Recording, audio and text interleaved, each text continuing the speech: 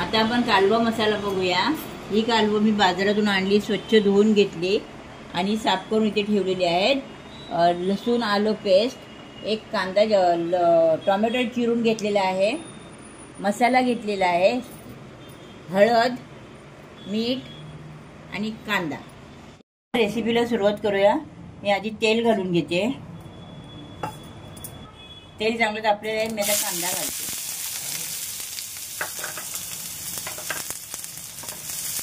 कांदा थोडा फ्राय झाला तर मी आलं लसूण पेस्ट टाकून घेते। ही कालवं जी आहेत ना, ही अशी सहजासहजी नाही मिळत। ती समुद्रामध्ये दगड असतो ना, त्या दगडाला चिकटलेली असते आणि मग ती दगडामध्ये असतात, ती विळीनी तोडायची असतात आणि त्यातून तो गर काढायचा असतो।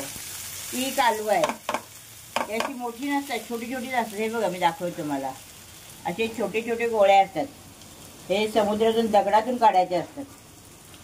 त्याच्यामुळे असतात पण महाग खूप आणि चविष्ट असतात। हां, ती साफ करायला पण खूप वेळ जातो। माझा तर 1-1.5 तास गेला त्याच्यामध्ये, तेव्हा कुठे ती साफ झाली।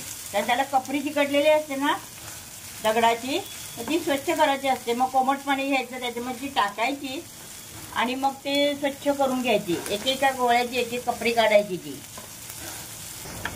हळद घालते आणि हे मसाले घालून घेते लगेचच। 1-2 मिनिटांनी मी टोमॅटो पण घालून घेते। आता आपण टोमॅटो घेऊया घालून। थोडं पाणी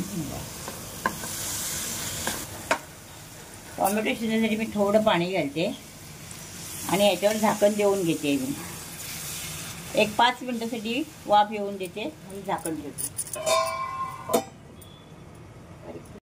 झाकण काढून घेते।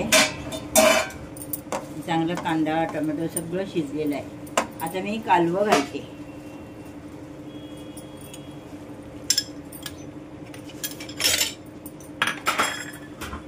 त्याचबरोबर मीठ सुद्धा घालते। काय ते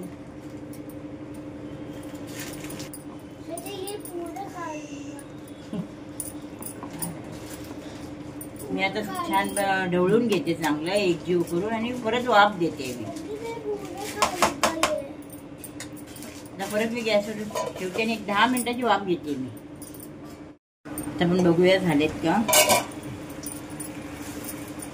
हे बघा, छान झालेलं आहे। कालवा मसाला आपला तयार झालेला आहे। आता आपण सर्व करून घेऊ। आता हा रस्सा आहे ना, थंड झाल्यावरती जरा घट्ट होईल आणखी, म्हणून मी गॅस बंद करून घेते। आपला कालवा मसाला तयार झालेला आहे।